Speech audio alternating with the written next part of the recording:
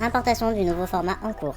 Salut à tous. Quand j'ai lancé la chaîne, je voulais vous partager une expérience, mes souvenirs de joueur, mais surtout l'état d'esprit dans lequel j'ai découvert les jeux dont je vous parle. Seulement en parallèle, je continue de faire des découvertes. Alors j'ai décidé de lancer un second format sur cette chaîne. L'occasion de vous parler de jeux un peu plus récents, mais aussi d'être un peu plus dans la critique. Un format peut-être un peu plus court, nécessitant un peu moins de montage pour pouvoir vous proposer un petit contenu bonus de temps en temps. Et sans spoil cette fois. Cadre effacé. Introduction supprimée. Dessin digne d'un gamin de 5 ans. Et Effacé. Programme en cours d'exécution. Silence on teste. Première. Téléchargement en cours. J'aime bien faire le vrai robot de temps en temps. alors, quoi de mieux pour lancer ce nouveau format qu'Astro Playroom, un jeu gratuit qui a lancé la nouvelle génération de PlayStation. Bon, ok, d'accord. T'en as rien à faire de savoir si ce jeu est bien ou pas, mais j'ai envie d'en parler.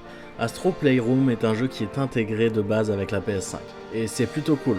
Au moins le petit Joshua pourra jouer à sa console, même si ses parents ont juste oublié qu'une console fonctionne avec des jeux. Mais bon, ça n'enlève pas du tout le fait que ce soit juste une vitrine publicitaire pour la DualSense, et pour Sony en général. Mais ça marche bien. On est propulsé dans l'univers du jeu qui est la PS5 elle-même, et déjà, ça groove. Ah ouais, j'ai juste envie de rester là de kiffer ma life. Et moi je kiffe ma life comme ça, je frappe tous les PNJ à portée et je... Oh, j'y ai peut-être été un peu fort. Non, mais laissez-moi. Les vibrations de la manette reproduisent bien la sensation de pas d'astro sur les différentes textures. Sentez-moi... bah non, ça marche pas forcément. Côté scénario, c'est très simple. Y en a pas.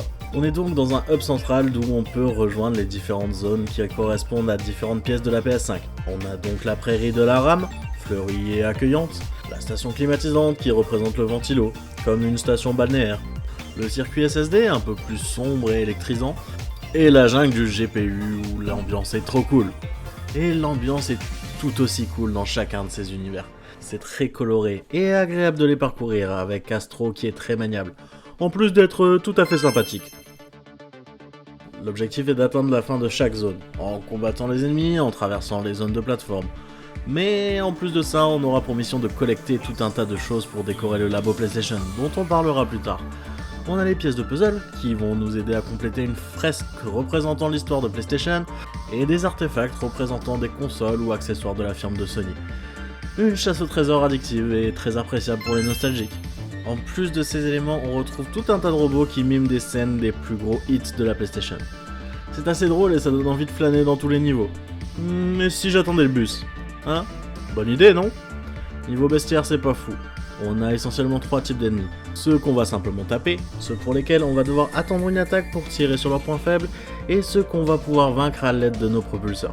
Mais on n'oublie pas la pub, toutes les fonctionnalités de la manette sont mises à profit. Entre les fois où on va souffler sur le micro pour activer les éoliennes, les capteurs de mouvement pour se diriger dans certaines situations, mais aussi les gâchettes adaptatives et le pavé tactile pour contrôler les machines. Ouais, les machines, parlons-en tiens. L'un des atouts de ce jeu, c'est les variations dans le gameplay. Chaque zone est divisée en 4 niveaux, et un niveau sur 2 se fait à l'aide d'une machine. On a la fameuse boule, qu'on va contrôler à l'aide du pavé tactile pour réaliser un parcours, ce qui a tendance à me rappeler des souvenirs atroces. Nice shot! On a ensuite la fusée, où on va profiter des gâchettes adaptatives pour les propulseurs et des mouvements de la manette pour se diriger. Le... crapaud. Bref, le boing boing, qui va aider à boing boinguer.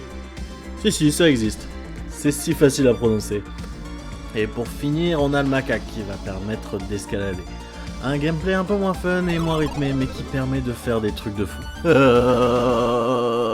plus de ces machines, on a des séquences où on va pouvoir piloter un deltaplane ou bien faire du patinage artistique. Ouais, on aimerait peut-être un peu plus de boss. On en a quelques-uns qui sont sympas, mais il n'y en a pas dans toutes les zones. Quand on termine l'ensemble de ces 4 zones, on a accès à une dernière zone secrète, que je ne vous montrerai pas. Juste une indication, ça fera très plaisir aux nostalgiques de la première heure. Bon, le jeu est court, mais peut-on réellement lui reprocher? 5 petites heures de jeu pour le finir, et encore. Mais bon, le jeu est offert avec la console, et c'est déjà un gros plus.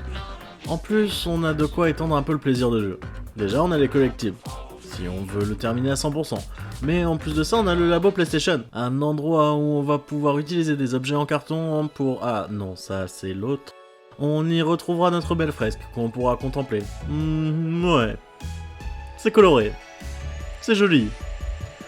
On va retrouver aussi nos artefacts qu'on a collectés au long des niveaux pour pouvoir interagir avec eux. Et s'amuser un peu aux dépens des PNJ.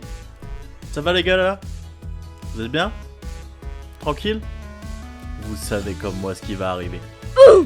Mais, tu vas tomber, oui? Tu vas tomber? Je suis le roi du monde! On a aussi la machine gacha qui va nous ramener d'autres artefacts et décorations. Mais soyons clairs, les décos on s'en fout. Ce qu'on veut c'est le plaisir d'éclater ces drôles de boules. Vas-y, envoie. Encore. Comment ça, vide? Y'en a plus? Je te parle plus, toi. Oh, t'es tellement sympathique. On a aussi les niveaux chronométrés pour se marrer avec un petit challenge. J'aime tellement les chronos. Oui, parce que le challenge, clairement, dans le reste du jeu, il y en a pas. Mais je pense pas que ce soit le but attendu par le jeu. Alors des fois on meurt, hein, mais on réapparaît toujours à proximité du lieu où on a perdu une vie. Alors oui, je vais me répéter, mais ce jeu n'est qu'une pub. Mais une pub vachement bien foutue. On prend plaisir à manier ce petit robot trop mignon. La nostalgie y est pour beaucoup. Avec les artefacts, mais aussi de par les petites scènes qu'on peut y voir. On aurait pu s'attendre à une vraie bouse. Après tout, quand on l'a entre nos mains, on a déjà acheté le produit. Mais ce n'est pas le cas. Son ambiance est prenante et c'est à la fois une bonne mise en bouche, mais aussi une bonne balade relaxante.